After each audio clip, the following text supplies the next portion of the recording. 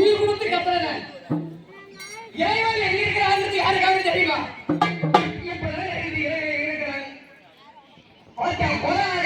ஆண்டவன் அமைஞ்சிருக்காங்க. ஒருத்தரா 2 பேரா 70 வீட்டு பங்காளிங்க. ராத்திரி சொல்லிட்டாங்க, நான் 40 வீடு ஜடம் காட்டிட்டு இருந்தேன். 70 வீட்டு பங்காளிகள் அனைத்து பேரும் ஒன்று சேர்ந்து இறைவனை கோலாகலமாக அமைச்சிருக்காங்க. எதுக்கு நம்ம சாமி கும்பிடுறது ஒரு மனசு வச்சுங்க. பேசுறது எப்ப வேணா பேசலாம். பொம்மக்காரனை போல வச்சு நிக்க முடியுமா? முடியும். ஆனா இருந்தாலும் இறைவனை காட்சி தராத பார்த்தீங்களா? இதை சரியா அமைச்ச ஒரு யாருன்னு எனக்கு தெரியல. பொங்கப்பட வீட்டுக்கு இங்க வரும்பொழுது நான் ஒருத்தரை கேட்டேன். இந்த உருவம் போட்ட ஆளு யாருப்பா? நம்ம ஊருக்காரா வெளியூர்காரான்னு கேட்டேன். அதை ஒரு நண்பர் எனக்கு தந்து இது ஊருக்காரே வெளியூர்கார் பாரு அவர்தான் செய்திருக்காருன்னு சொன்னார். அவர் பேரு என்னன்னு எனக்கு தெரியல. பாபு பேரு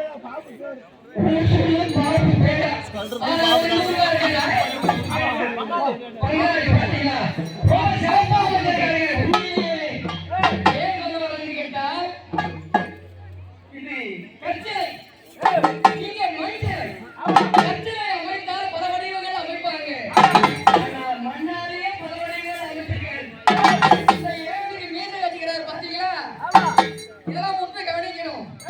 இந்த பிள்ளையார் சுத்தி வச்சுக்கிறாங்க. இந்த பிள்ளையாருக்கு எதுக்கு வைக்கிறாங்க தெரியுமா? பக்கத்துல பூர்வ அவதாரம் செஞ்சிருக்காங்க. எதுக்கு தெரியுமா? பக்கத்துல இறைவனை வச்சுக்கிறாங்க. இதெல்லாம் நம்மளாம் ஏன் செய்யணும்? நம்ம குடும்பத்தார் அனைத்து பேரும் நோயற்ற வாழ்வு குறையற்ற செல்வம் நோய் நொடி இல்லாத இருந்தாலே போதும் இறைவா. அதுக்குதான் நம்ம பூஜை போடுறோம்.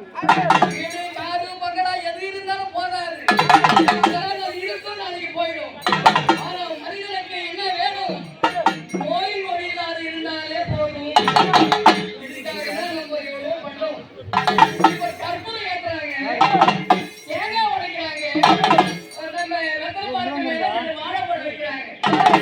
இதெல்லாம் எதுக்கு நம்ம வைக்கிறது தெரியுமா? என்னடா பங்கத்தை நெருக்கி கேட்ட கேள்வி கேட்கிறான்னு யாரும் நினைக்க வேண்டாம். பல கருத்துக்கள் உண்டு. கற்பூரம் ஏற்றி வைக்கிறதுனால தேங்காய் உடைக்கிறேன். அந்த தேங்காய் உடைக்காத கருது நிறமா இருக்கும். அது உடைத்த பின்னால என்ன நிறமா தெரியுது? வெள்ளை நிறமா தெரியுது. நம்ம மனசெல்லாம் வெள்ளை நிறமா இருக்கும். ஒண்ணுதான் பேசக்கூடாது. எது பேசினாலும் நேர்மையாக பேச வேண்டும். இறைவனை எல்லாருக்கும் காட்டி தருவாங்க. சில அண்ணர்கள் கோயிலுக்கு போவாங்க. கோயிலே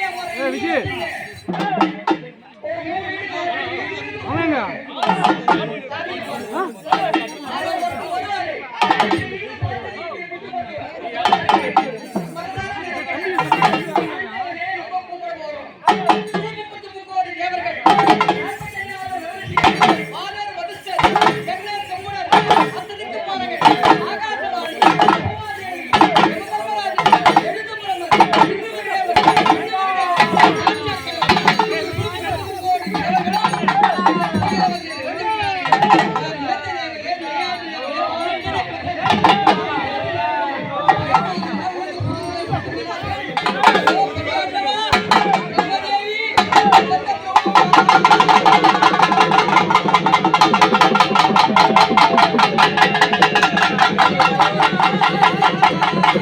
you.